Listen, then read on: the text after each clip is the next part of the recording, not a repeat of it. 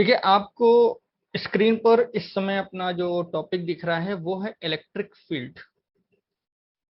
हम लोग चार्ज के बारे में पढ़ चुके हैं कि चार्ज क्या होता है, चार्ज की प्रॉपर्टीज के बारे में पढ़ चुके हैं, और हमने ये भी जान लिया कि अगर दो चार्ज एक दूसरे के पास रखे हों तो वो एक दूसरे पर फोर्स अप्लाई करते हैं depending upon the nature of the charge, यानी कि चार्ज का नेचर कैसा है इस बात को देखते हुए वो फोर्स या तो अट्रैक्शन का हो सकता है या फिर रिपल्सन का हो सकता है।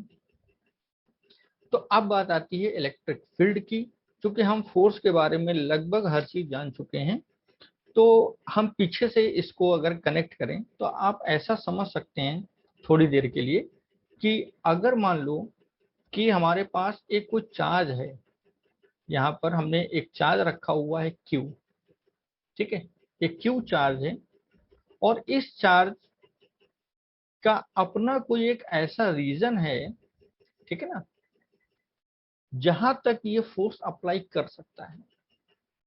ठीक, क्यू चार्ज है और इसके पास कोई एक ऐसा रीजन है, कोई ऐसा दायरा है जहां तक ये फोर्स अप्लाई कर सकता है, और वो बताने वाला है टेस्ट चार्ज। टेस्ट चार्ज क्या करेगा, वो बताएगा कि हाँ भाई इस कोई भी चार्ज हमने फिल किया या नहीं किया। तो मान लेते हैं कि अभी हमारा टेस्ट चार्ज जिसको हम क्यू नॉट से रिप्रेजेंट करते हैं, और इसका जो मैग्नीट्यूड होता है वो होता है 1 यूनिट। 1 यूनिट मैग्नीट्यूड लेते हैं और इसका नेचर हम लेते हैं पॉजिटिव। ये बिल्कुल स्टैंडर्ड कॉन्सेप्ट है, इसको आपको याद रखना है कि जो टेस्ट चार्ज है उसका मैग्नीट्यूड 1 कूलम होता है और उसका नेचर होता है पॉजिटिव। तो कोई टेस्ट चार्ज है और इस टेस्ट चार्ज को हमने जब देखा तो ये कहीं पर रखा हुआ था। अब ये टेस्ट चार्ज क्या करने वाला है कि ये टेस्ट चार्ज बगैर समय बर्बाद किए धीरे धीरे इसके पास आएगा। ये देखिए धीरे धीरे इसके पास आ रहा है, ठीक है ना, इस तरीके से यहां से चला और धीरे धीरे इसके पास इस तरीके से आ रहा है, इस तरीके से धीरे धीरे इसके पास आया। किस वजह से आया हमें उस पर कोई डिस्कशन नहीं करना है, लेकिन हाँ वो आया। जब ये चार्ज इस पोजीशन पे रखा हुआ था, इस पोजीशन को हम मान लेते हैं कि पोजीशन ओ है। इस ओ पोजीशन पर जब ये टेस्ट चार्ज था तो इस पे कोई भी फोर्स नहीं लग रहा था, यानी कि ये किसी प्रकार का कोई फोर्स फील नहीं कर रहा था। लेकिन जैसे ही ये टेस्ट चार्ज यहाँ पर आया, हम मान लेते हैं यहाँ पर कोई पॉइंट ए है, और जैसे ही ये टेस्ट चार्ज इस पॉइंट ए पर आया, चूंकि ये ए पॉइंट इस क्यू चार्ज की बाउंड्री पर है, यानी कि ये क्यू चार्ज जिस रीजन में फोर्स लगा सकता था, ठीक है ना, उस रीजन में आ रहा है पॉइंट ए, और टेस्ट चार्ज आपका पॉइंट ओ से चलता हुआ पहुंच गया पॉइंट ए तक। तो ये जो टेस्ट चार्ज है, अब ये टेस्ट चार्ज क्या करेगा, फोर्स को फील करेगा, फोर्स को महसूस करेगा।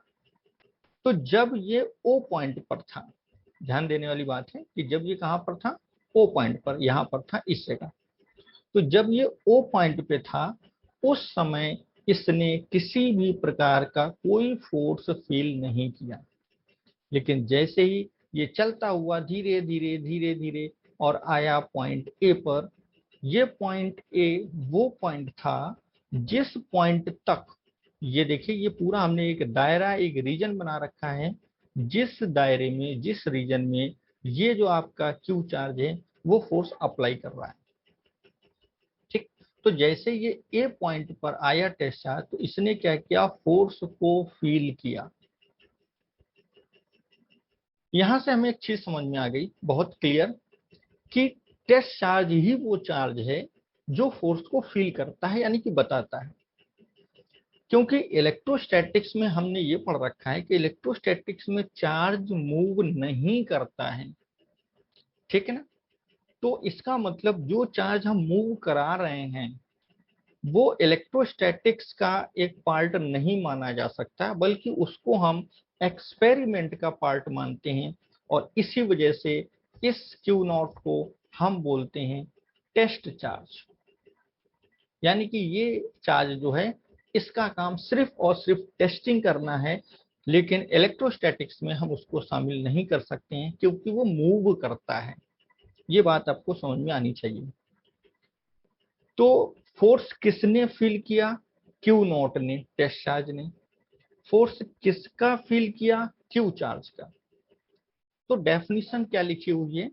डेफिनेशन पे गौर करेंगे, लिखा हुआ है the electric force capital F exerted per unit positive test charge Q naught at point is called electric field। तो जो इलेक्ट्रिक फील्ड है वो बेसिकली क्या होता है?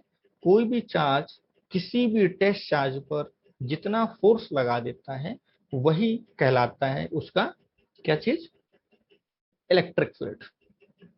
एक बार फिर से हम इसको बता देते हैं, फटाफट जल्दी से देख लेंगे ताकि किसी को कोई दिक्कत ना रह जाए।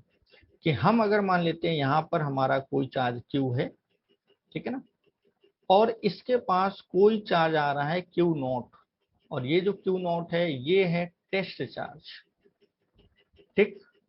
तो जैसे ही ये Q नॉट चार्ज इसके पास आया, मान लो कि ये R डिस्टेंस पर जैसे ही पहुंचा, इस Q नॉट ने फोर्स को फील किया। फोर्स को क्या किया? फील किया। तो पर यूनिट टेस्ट चार्ज जितना फोर्स फील करता है किसी भी चार्ज का, वो हो जाता है इलेक्ट्रिक फील्ड उस चार्ज का। जो फील करता है उसकी फील्ड नहीं होती है, जिसका फोर्स होता है फील्ड उसी की होती है, ठीक है।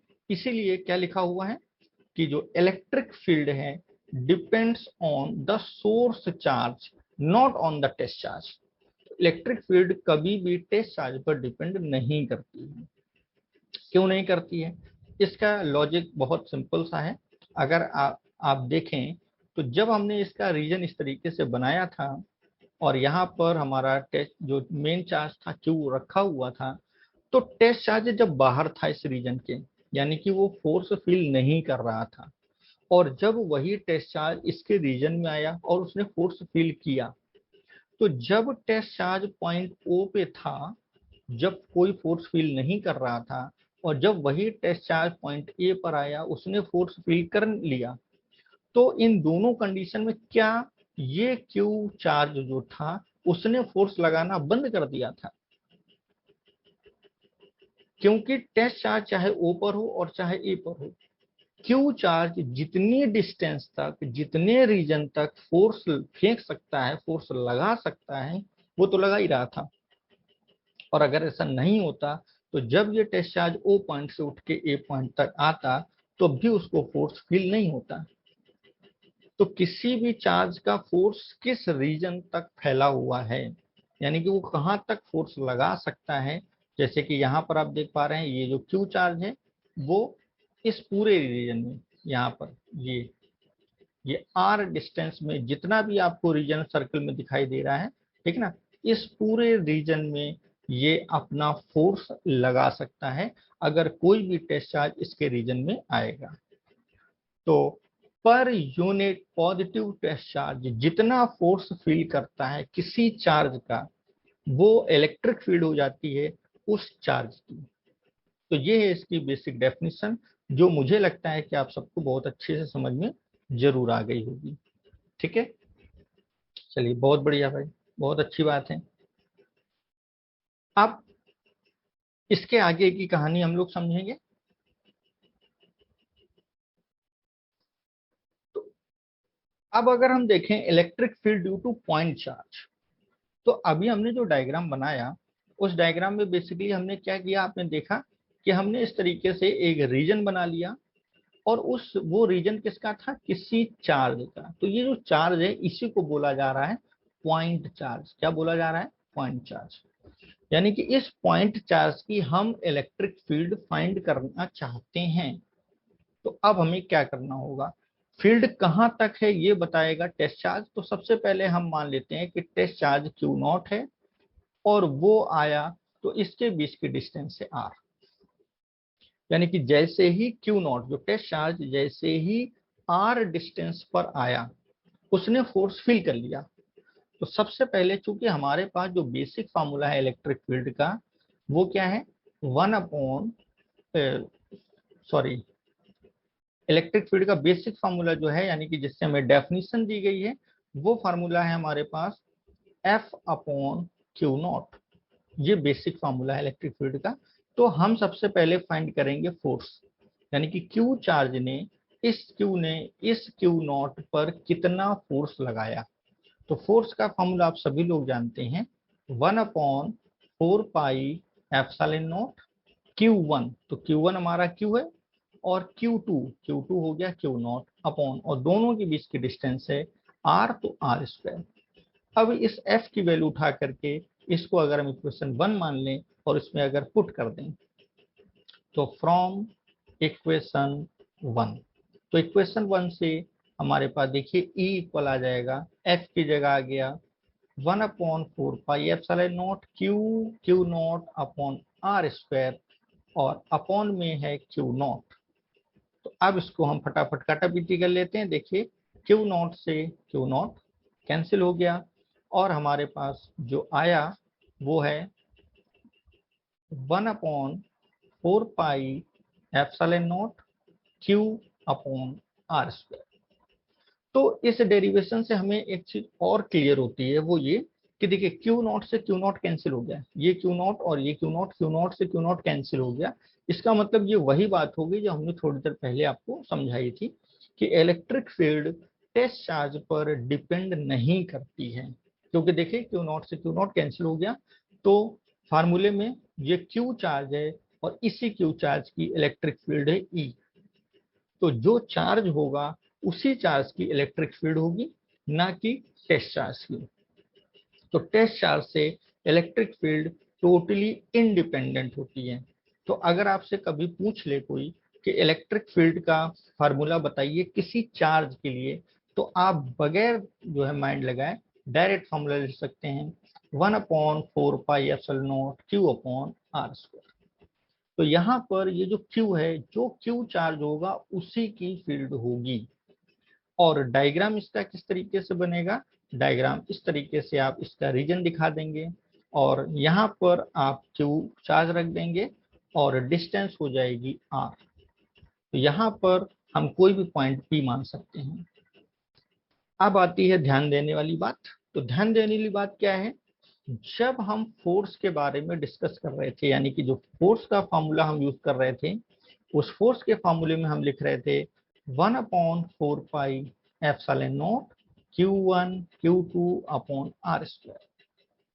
ठीक, और इसका जब हमने डायग्राम बनाया था तो वो डायग्राम क्या था कि एक चार्ज हमारे पास था Q1 और दूसरा चार्ज हमारे पास था Q2 और इनके बीच की जो डिस्टेंस थी वो थी R। ठीक है, ये देखिए। तो फोर्स के फार्मूले में अगर हम देखें, ठीक है ना, R इज व्हाट, ये R क्या है फोर्स के फार्मूले में। तो फोर्स के फार्मूले में जो R है that is the distance between the charges, ये दो चार्ज के बीच की डिस्टेंस होती है। लेकिन अगर हम फील्ड के फार्मूले में देखें, यानी कि what is this R, what about this R, इस R के बारे में अगर कहें तो ये R बेसिकली चार्ज से और पॉइंट तक की डिस्टेंस होती है। ये वो पॉइंट होता है जिस पॉइंट पर आपको इलेक्ट्रिक फील्ड निकालनी होती है। ठीक, मतलब क्या हुआ, इसको हम एक और एग्जांपल से आपको समझाते हैं ताकि समझ में आ जाए। मान लेते हैं कि यहाँ पर हमारे पास कोई चार्ज रखा हुआ है, 2 माइक्रो कूलम का चार्ज रखा हुआ है और इससे किसी डिस्टेंस 2 सेंटीमीटर पर कोई पॉइंट P है। और अगर हम कहते हैं कि आप इस P पॉइंट पर इलेक्ट्रिक फील्ड बताइए, P पॉइंट पर इलेक्ट्रिक फील्ड कितनी होगी, तो आप डायरेक्ट फॉर्मूला यूज कर सकते हैं E equal 1/4 pi epsilon not, charge कितना है 2 × 10⁻⁻6 माइक्रो कूलम और डिस्टेंस चार्ज से और पॉइंट तक की डिस्टेंस है 2 सेंटीमीटर, तो इसको मीटर में कन्वर्ट कर लेते हैं और स्क्वायर है तो स्क्वायर कर देते हैं। तो इस तरीके से ये इलेक्ट्रिक फील्ड आ जाती है। तो इलेक्ट्रिक फील्ड में जो R है वो चार्ज से पॉइंट तक की डिस्टेंस होती है, लेकिन जो इलेक्ट्रिक फोर्स है उसमें जो R है वो दो चार्ज के बीच की डिस्टेंस होती है। ठीक है, ये बात आपको ध्यान में बिल्कुल रखनी है, और अगर ये छोटी सी बात आप भूल जाते हैं तो फिर आपके लिए प्रॉब्लम हो सकती है। अब हम लोग देखेंगे नेक्स्ट हेडिंग। नेक्स्ट हेडिंग जो आपको दिख रही है वो है डाई इलेक्ट्रिक स्ट्रेंथ। हम लोगों ने इलेक्ट्रिक फोर्स के बारे में समझ लिया, हमने इलेक्ट्रिक फील्ड के बारे में समझ लिया, हमने ये भी समझ लिया कि इलेक्ट्रिक फील्ड किसी चार्ज की होती है और किसी पॉइंट पर होती है। और अब हम लोग समझने वाले हैं कि डाई इलेक्ट्रिक स्ट्रेंथ क्या होती है। इसके पहले अगर आपको याद है हमने डाई इलेक्ट्रिक कांस्टेंट बताया था। तो डाई इलेक्ट्रिक कांस्टेंट जिसको रिलेटिव परमिटिविटी बोलते हैं, ठीक है ना। तो उसी तरीके से यहाँ पर डाई इलेक्ट्रिक स्ट्रेंथ है। तो ये जो डाई इलेक्ट्रिक स्ट्रेंथ है इसका मतलब क्या होता है, सबसे पहले देखिए इस क्या लिखा हुआ है उसको एक बार पढ़ के बताते हैं, और फिर इसको हम डायग्राम की हेल्प से आपको समझाएंगे। लिखा हुआ है कि the maximum value of electric field, maximum value of electric field that can be set up in medium without its electrical breakdown is called dielectric strength of that medium। इस line का मतलब आप में से कुछ लोग समझ पाए होंगे, हो सकता है कुछ लोगों को समझ में ना भी आया हो, तो हम समझा देते हैं। मान लेते हैं कि हमारे पास इस तरीके से एक बीकर है, ठीक, हमने एक बीकर ले रखा है और इस बीकर में हमने वाटर फिल कर दिया। ये हमारा वाटर है, ठीक। आप समझ सकते हैं कि जो वाटर है वो अपने आप में एक मीडियम का काम करता है, इसमें कोई शक वाली बात नहीं है। इतना सब जानते हैं कि जो वाटर है वो क्या है, एक मीडियम है। एयर है वो क्या है, एक मीडियम है। वाटर है मीडियम है, हनी है मीडियम है, तो बहुत सारे मीडियम्स हैं। तो हमने क्या लिया कि एक मीडियम ले लिया, और अब हमने यहाँ पर एक प्लेट लगा रखी है। इस तरीके से मान लेते हैं कि एक हमारी प्लेट है, ये देखिए,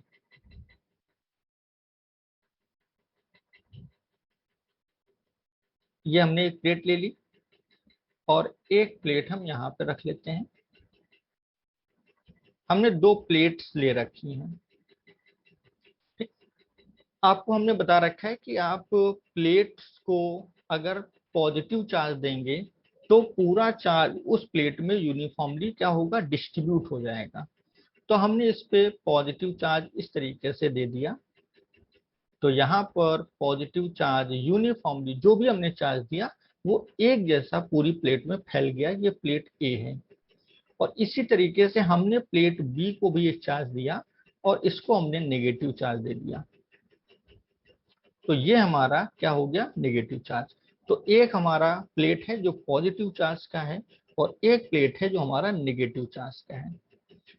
अब बात आती है डायरेक्शन ऑफ इलेक्ट्रिक फील्ड। तो इलेक्ट्रिक फील्ड की डायरेक्शन हमेशा पॉजिटिव से नेगेटिव की तरफ होती है, यानी कि ये हमारा पॉजिटिव प्लेट है तो इलेक्ट्रिक फील्ड इस तरीके से पॉजिटिव प्लेट से निकलेगी और नेगेटिव प्लेट की तरफ जाती हुई हमें दिखाई देगी।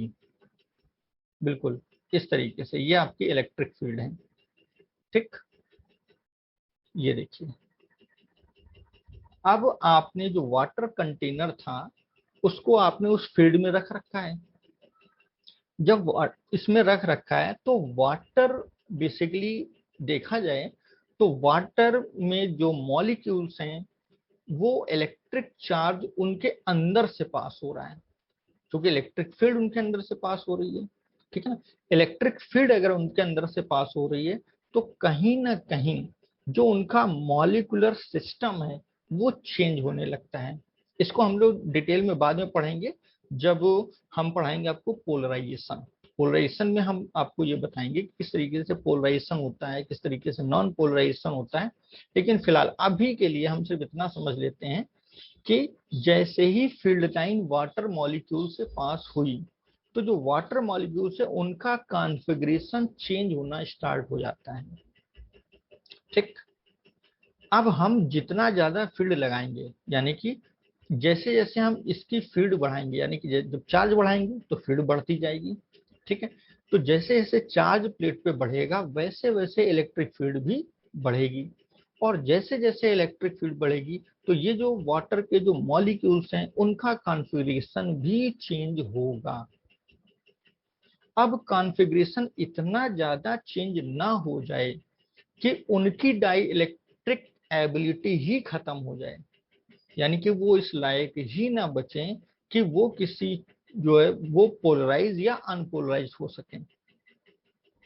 ठीक। यानी कि उनका जो कॉन्फ़िगरेशन है वो इतना चेंज ना हो कि वो अपने आप को अपनी ओरिजिनल पोजीशन में ला ही ना सकें। तो ये जो लिमिट है उसे हम बोलते हैं dielectric strength of the medium.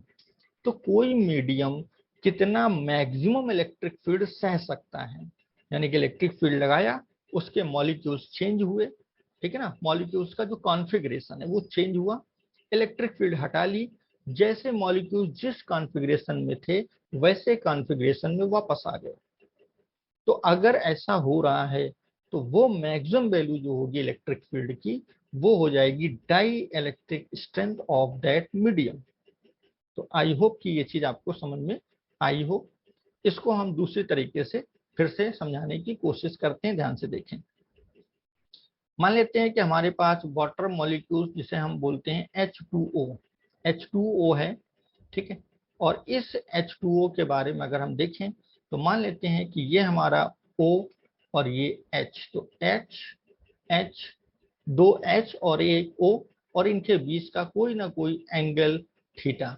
इस तरीके से ये एक इसका ओरिजिनल कॉन्फ़िगरेशन है। आपने क्या किया, इलेक्ट्रिक फील्ड लगा दी। इस तरीके से इलेक्ट्रिक फील्ड आपकी लगी हुई है, ये देखिए यहाँ पर, ये आपने इलेक्ट्रिक फील्ड लगा दी। मैं एक मॉलिक्यूल्स को आपको समझाने की कोशिश कर रहा हूँ। इस तरीके से आपने इलेक्ट्रिक फील्ड लगा दी। इलेक्ट्रिक फील्ड लगाने के बाद क्या हुआ कि ये जो आपके पास जो एंगल थीटा था, अब वो एंगल थीटा जो H और O, इसके बीच का जो एंगल था वो चेंज होकर के थीटा डैश हो गया, कुछ एंगल बदल गया, यानी कि कॉन्फ़िगरेशन में क्या हुआ, चेंज हुआ। कब हुआ, जब आपने इलेक्ट्रिक फील्ड लगाई, और जब आपने इलेक्ट्रिक फील्ड हटा ली तो एंगल वापस से थीटा हो गया। ठीक। तो इलेक्ट्रिक फील्ड को हटाने के बाद वो अपने ओरिजिनल कॉन्फ़िगरेशन में आ गया। तो इसका मतलब इस मॉलिक्यूल ने उतनी इलेक्ट्रिक फील्ड को क्या कर लिया, बियर कर दिया, सह लिया। उसने अपने ओरिजिनल कॉन्फ़िगरेशन को चेंज नहीं होने दिया। ये उसकी स्ट्रेंथ है, ये उसकी ताकत है, और इसी ताकत को हम बोलते हैं dielectric strength of the medium, यानी कि ये मीडियम की डाई इलेक्ट्रिक स्ट्रेंथ कहलाती है। तो ये चीज आपको समझ में आ गई होगी। यूनिट डायमेंशन में हम लोग देखेंगे कि इलेक्ट्रिक फील्ड का फार्मूला, इलेक्ट्रिक फील्ड का formula equal F upon Q not. ये देखिए equal F upon Q not, F की यूनिट न्यूटन, क्यू की यूनिट कूलाम, तो न्यूटन पर कूलाम हो गया, यानी कि ये हो गई इसकी यूनिट। डायमेंशन के बारे में बताया हमने, डायमेंशन फोर्स का डायमेंशन एम इंटू ए से निकाल सकते हैं, M L T minus two. Current का डायमेंशन क्यू बाई टी से निकाल सकते हैं, जो कि आता है ए इंटू टी। और जब आप इन दोनों डायमेंशंस को इस फार्मूले में रख देते हैं तो ये देखिए हमारे पास इस तरीके से आता है, और इसको जब सॉल्व करते हैं तो ये मिल जाती है डायमेंशन। तो अगर एसआई सिस्टम में आपसे इलेक्ट्रिक फील्ड की डायमेंशन पूछी जाती है तो आप इस तरीके, डायमेंशन तो एक ही होती है, अगर यूनिट पूछी जाती है तो न्यूटन पर कूलाम लिख सकते हैं। और अगर एमकेएस सिस्टम में आपसे इलेक्ट्रिक फील्ड की यूनिट पूछी जाती है तो ये है metre kilogram second. Metre kilogram second ये आपकी जो यूनिट है वो किस में है, एमकेएस सिस्टम में है। ठीक है। तो फिलहाल हमें उससे कोई मतलब नहीं है, हमें मतलब होता है केवल एसआई सिस्टम से, क्योंकि अब हम लोग केवल एसआई सिस्टम ही पढ़ते हैं। तो एसआई सिस्टम में जो यूनिट है वो है न्यूटन पर कूलाम। तो यूनिट और डायमेंशन दोनों हमने आपको समझा दी और बता भी दिया। आई होप कि आपको समझ में आया होगा। तो ये थी हमारी आज की क्लास, और अब हम नेक्स्ट लेक्चर में, नेक्स्ट क्लास में फिर आपसे मिलेंगे। ओके।